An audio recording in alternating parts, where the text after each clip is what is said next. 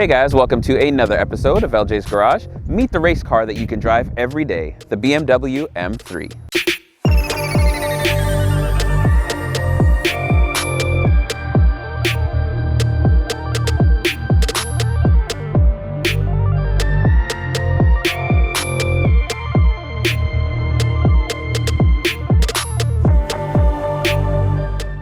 There are a few different generations of the M3, and this one specifically is the F80 generation, and it's available from 2015 to 2018. BMW decided that they were going to switch the M3 to specifically only be the four-door version, and then they created the M4, which is the two-door version. So stay tuned, I'm going to show you guys the outside, the inside, and take this thing for a spin. There isn't really a whole lot to point out. These headlights, just like most BMWs, they turn with your wheel, they do all those fancy things, but this car has something a little special too. What it has is it's called automatic headlight adjustments. I can't remember the exactly fancy name that BMW calls it, but what it does is it senses the brightness outside and it'll adjust the brightness of the headlights to your surroundings. And if it detects any other cars coming, it'll dim your brights and do all that stuff, so you never have to touch your headlights again. When I pulled this front license plate cover off, I realized that I was left with stupid little holes on my front bumper. I think with the power of the internet, we should band together and get rid of front license plates. We can unite and make this change. You guys will notice that on this hood, it's got a little bit of a hump, and it's because there's an intercooler under there and all sorts of different things. This car is such a high performance machine that it's got a beautiful work of art engine bay, which I'll show you guys in a little bit, but that is for a functional reason. It's not just for decoration why that hood has that little hump. I know I said I'd show you guys under the hood later, but we'll just get into it right now because it's my favorite. So under the hood is a 3-liter twin turbo inline 6 that makes a lot of power. This makes 425 horsepower, 406 foot-pounds of torque, and does 0 to 60 in 3.9 seconds. If you do opt for the manual transmission, the 6-speed, you get a 0 to 60 time of closer to like 4.1 seconds. Not a huge difference, but if you're racing someone, it could make a big difference. This specific one has the dual clutch transmission. Throughout the video, you might hear me say DCT. That's just dual clutch transmission. So just to give you guys a heads up so we're all on the same page. If you guys see here, it says F8X. So that's going to be this F80 platform, and then F82 is going to be the M4. Take a look at this carbon fiber strut brace. You'll notice throughout the car and around the vehicle, there's all sorts of carbon fiber bits, and even the body panels are made out of aluminum. So BMW is trying super hard to get the weight savings down. This weighs 3,500 to 3,600 pounds depending on what transmission you have. So overall, they've done a really good job of keeping the weight fairly low. I've got to take a moment because I am pretty, I don't know what the right word is, but I really do appreciate what BMW has done. Those engineers really know what they're doing. So I got to take a moment to, take my hats off to them and point out something to you guys really cool. They just take the time to make things right. And you've got the little M logo on a random little piece of plastic that holds that headlight in there. For the longest while, I thought I needed the V8 that was in the previous generation, and after owning this and having this, I'm glad I made this decision because I love the powerhouse that this twin turbo inline 6 is. Back to the scheduled tour, you guys will notice that these are 19-inch wheels. You've got big brakes, big rotors, M badging. These things are amazing. They stop on a dime. They will save your life. Even on the short drive over here, I gathered quite a bit of brake dust. That's the one thing, is that maybe it's just these pads specifically, but they are brake dust generators to the max. You guys will notice there's quite a large smile on my face because these ducts right here, they're real. Well, they're not 2 fingers real, but I could get something down in there. They're actually real duct. We're gonna stop right here at these gorgeous side mirrors. They're pretty pricey because these are real carbon fiber mirror caps. And you'll notice that there's also this cool design that you get when you purchase an M versus the regular 3 Series. Of course, BMW offers different packages, convenience package, comfort access, all of those good things. So keyless entry, unlock, lock, and you can do all those fun stuff. You even have the ability to put your windows down with the key fob. So that's awesome. A lot of people ask if this is a real carbon fiber roof. It is indeed. One of the big differences between the M3 and M4 is this wide body kit. I love the M3 because it's so wide. It is, as the kids would call it nowadays, thick. Here we are at the back end of this. Looks just as good as the front. It's got quad exhaust tips, cool diffuser.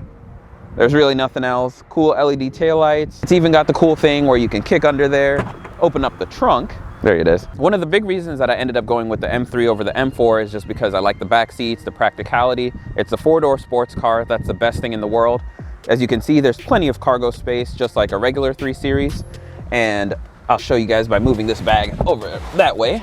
You can see you can put a lot of things in there. Yeah. So the exhaust on this is stock. It's not my favorite sounding, but take a listen for yourself and let me know what you guys think.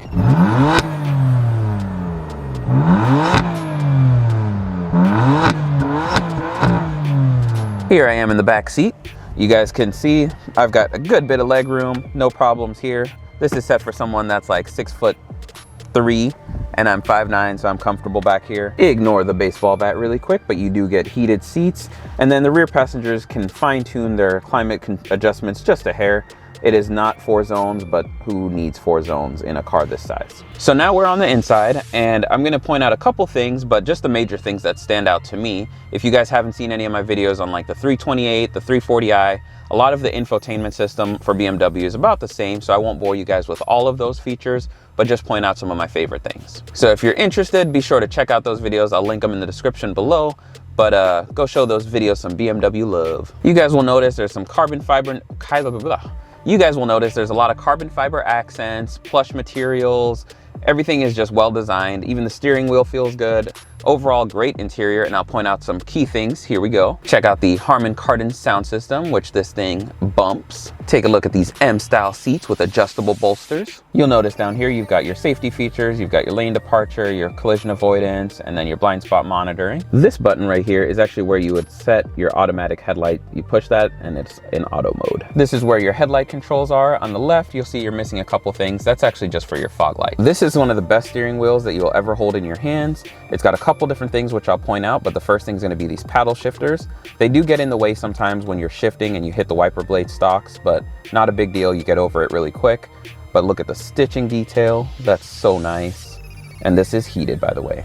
As you guys will notice, there's 2 buttons here, M1 and M2, and what those are is they're programmable buttons that you can set your configuration. So let's say you want to have your M1 be my drive to work efficiency mode. So you push that, the engine's in efficiency mode, your suspension's in comfort, your steering's in comfort, and then you can set M2 to full aggressive. Someone pulls up to you and it's time to race, so you push that button and now you've got everything in Sport Plus, engine in Sport Plus, and life's good. You guys will notice that there's something missing from here. You've got a reverse, you've got a neutral, and then you've got a drive/sport.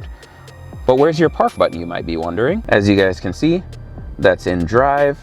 I've got my e-brake up. It's in drive up there. And as soon as I push this little button right here, there's a P for park. And if you're familiar with driving manuals, you know that you put it in neutral, and you would think that you'd just be able to pull the e-brake, leave it in neutral. But I'm gonna push the button, and I'm gonna try to leave. And it says transmission in neutral, vehicle cannot be locked. So it stops you from doing anything. But what you can do, you push it again, now you're in park. It just wants to make sure that you're sure that you don't want the car to go anywhere. This little doohickey right here, this button allows you to change how aggressive your transmission shifts. As you guys can see, typical backup camera, but if you go to the rear view camera, now you've got a full top-down 360 view of the car. I like this view a lot because it's just cool.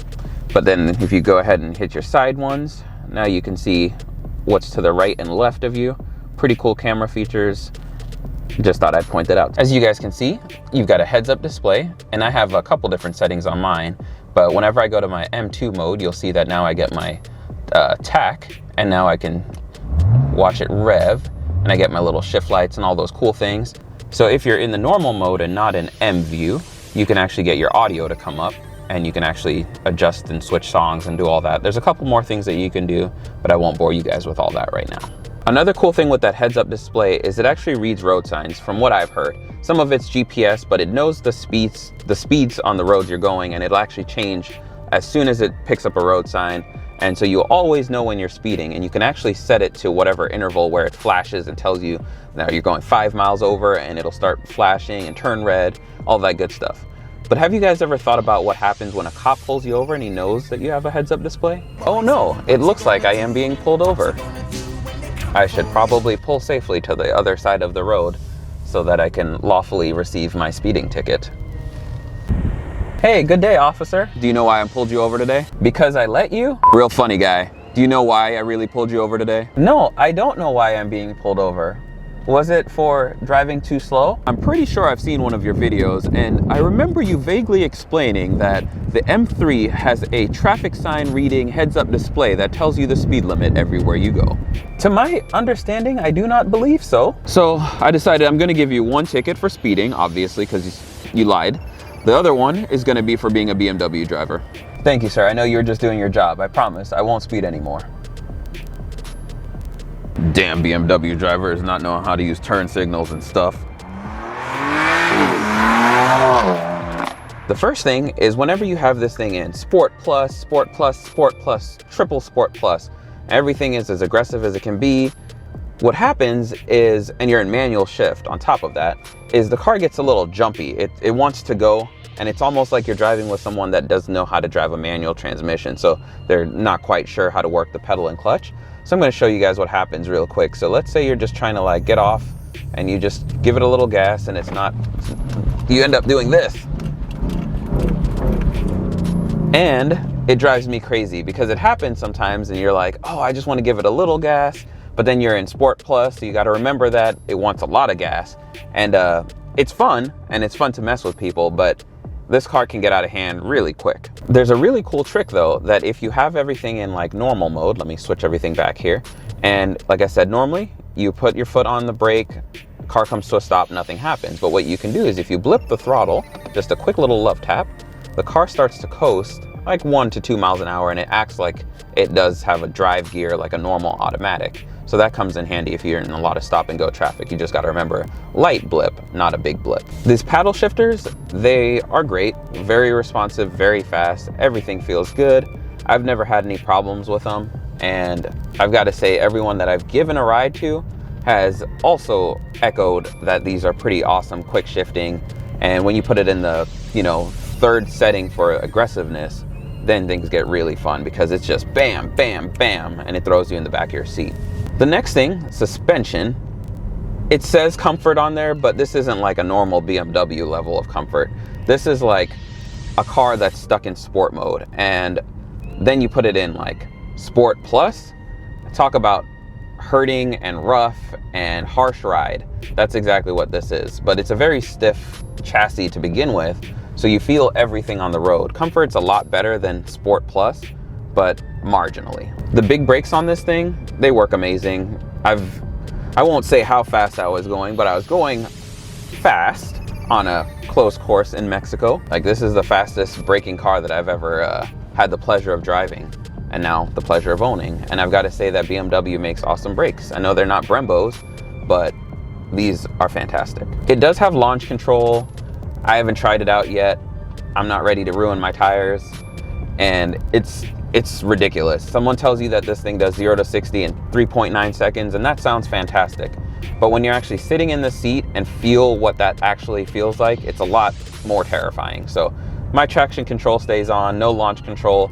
I'm not quite ready yet to explore the wonders of this amazing car. What I love though is being able to go from cruising around the city and having this car in comfort mode and having, dual climate control, heated seats, heated steering wheel, and then all of a sudden you just I push my M1 button, and now everything is full aggressive, full race mode. It's time to actually like tear some streets up, and I get to do that. And it's just a simple push of a button, and I don't have to go through all the settings and fumble with all that stuff. So, I love that modern cars give you all these settings, but sometimes you just don't want to have to deal with all that.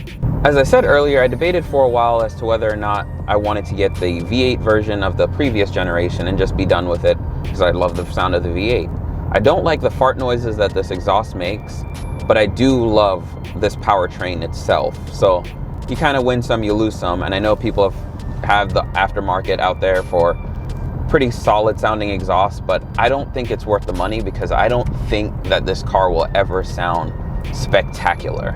The last thing I want to talk about is gas mileage. It's all right. It's 17 city, somewhere around there, and 24, 25, sometimes 26 on the highway. I haven't had the best gas mileage in my week and a half of ownership because, as you can imagine, it's in sport all the time, and every chance I get, I open it up because it never gets old, and yeah, it just never gets old. So it's kind of on me as to why my gas mileage is suffering right now. and that's okay. But later on, it'll probably catch up to me and I'll probably be crying a little bit because, yeah. The last thing I'm gonna touch on is just the safety features. Blind spot monitoring works great. Lane departure beeps at you and yells at you whenever you're doing things wrong. And then forward collision stuff, I've seen it pop on a couple times when people cut me off. I haven't had it try to brake or do anything for me, but I know that it's at least looking out for me, because when I see that red car pop up, I know that I'm either too close to someone or someone's too close to me. I guess that's kind of the same thing, but either way, the car is watching my back, and I know I'm a little bit safer because of it. Overall, I think this is the best balance of a car that you would want to drive every day.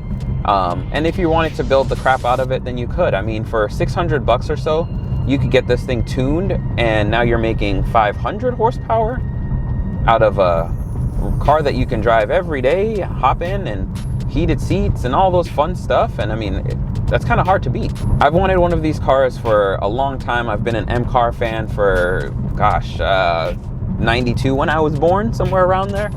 I didn't know it then, but of course I was. And a lot of people say, hey, you know, don't get your hopes up when you're about to meet your hero and all those kind of things. But this car has lived up to every expectation that I've ever had. And I know I've only had it for a week and a half, but usually within the first week of living with a car, you know what you hate and what you love. And I don't have a whole lot of hates. I actually don't think I have any. And the dual clutch fix that I showed you guys, that addressed one of the problems I had. And it's just a learning curve. It's a different transmission that I'm not used to. So it's no fault of the car. Thank you guys so much for checking out yet another video in LJ's Garage. If you're new to the channel, consider subscribing. Be sure to hit that like button, the comment button, and let me know down in the comment section below any cool M3 related license plates you guys may think of. I'm still on the hunt for one.